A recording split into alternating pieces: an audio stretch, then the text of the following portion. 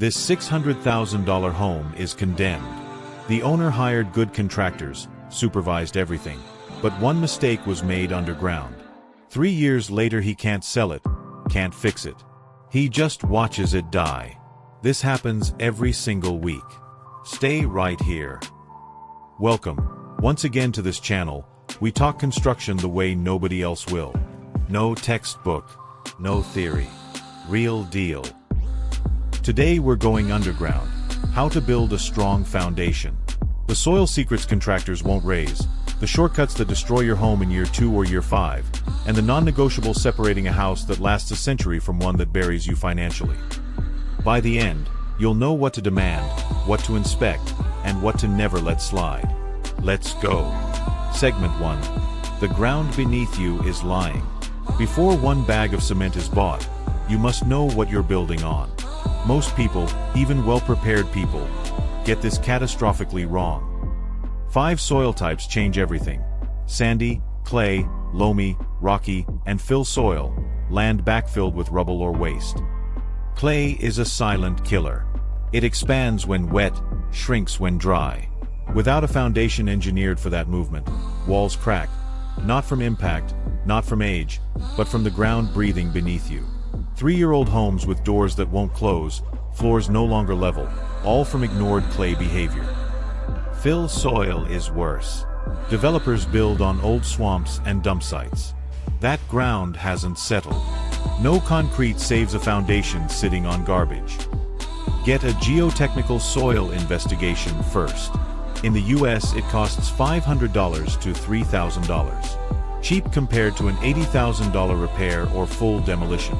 It reveals bearing capacity and tells your engineer exactly what type and depth of foundation your site needs. Skip it, and you are gambling with your life savings. Segment 2. Foundation types. Choose wrong and it's over. Know your soil, then match it to the right foundation. There are 4 types. Getting this wrong is not a fixable mistake. Strip foundation follows your wall lines, most common on stable ground. Works when properly engineered. On weak soil it fails slowly, which makes it even more dangerous because you won't see it coming. Raft foundation is a thick reinforced slab covering the whole footprint. Spreads load wider, the correct call on soft or variable soil. Costs more, but sometimes the only responsible option.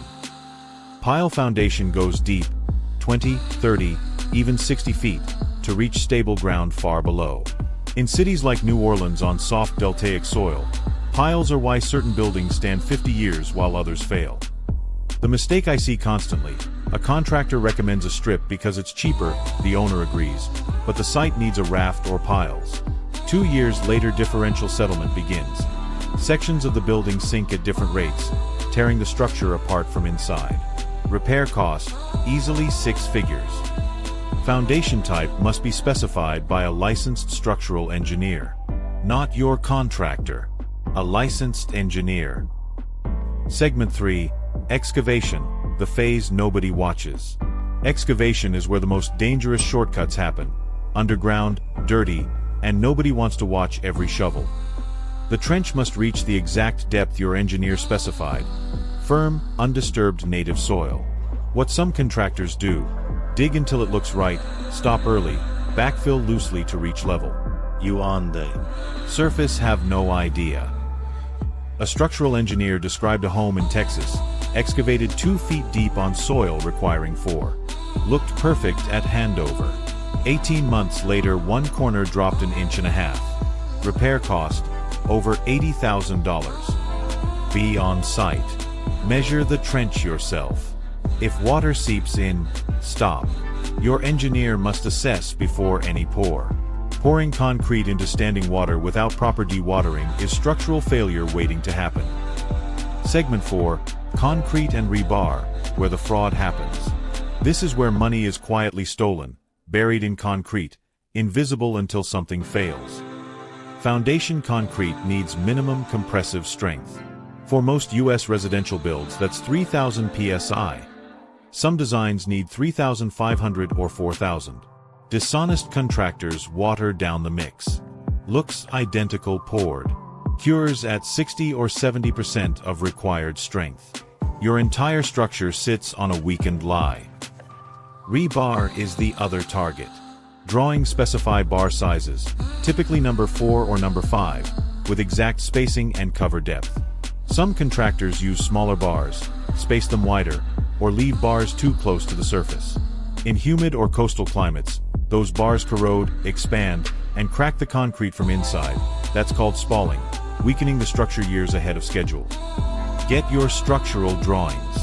Verify what's on site before any concrete is poured. If rebar doesn't match the spec, stop work. That is structural fraud, not an oversight. Cure your concrete. Keep it moist for 7 days minimum, ideally 28. Letting it bake in the sun causes micro-cracking throughout the pour. Curing is not optional. It is engineering. Segment 5. Waterproofing and drainage, the silent destroyers. Water is the longest-lived enemy of any structure. Most builders treat waterproofing as optional. It is not. It is survival. Repeated water penetration does 3 things. Concrete weakens through carbonation, rebar corrodes, expands, and cracks concrete from inside through spalling. And on clay soils, the constant moisture cycle physically shifts your foundation. I've been on sites with no damp-proof membrane under the slab, no waterproofing on foundation walls, no drainage channel. The owner moved in, everything looked fine. 2 winters later, damp climbing the walls, paint peeling, salt deposits on the masonry, structural deterioration already underway. Minimum 4 things: a damp-proof membrane beneath the slab, a waterproofing admixture in the concrete, external waterproofing on exposed foundation walls, and a perimeter drainage channel directing water away from the building. Any contractor calling these optional is cutting your structure to protect his margin. Segment 6.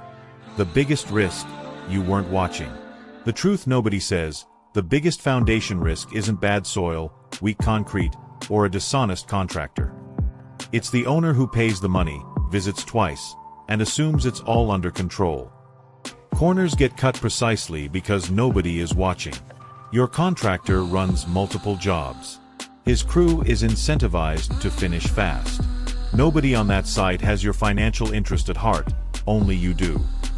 Hire an independent site supervisor, not someone your contractor recommends. Get photo reports at every milestone. Show up for 3 moments: excavation, rebar placement before the pour, and backfilling. Once concrete covers those bars, they are invisible forever. Once it cures, there is no undo button. What is buried is buried. The most expensive sentence in construction: I thought they were handling it. Warning before you go: no geotechnical soil test. Stop.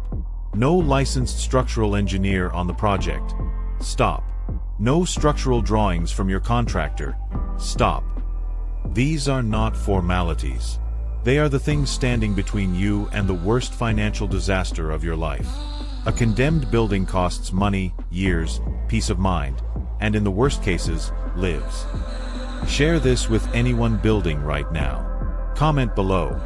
Did your contractor ever mention a soil test? I want to know how many people are building blind. Like, subscribe, and hit the bell so you don't miss out on construction secrets. Build smart. Build strong. See you in the next one.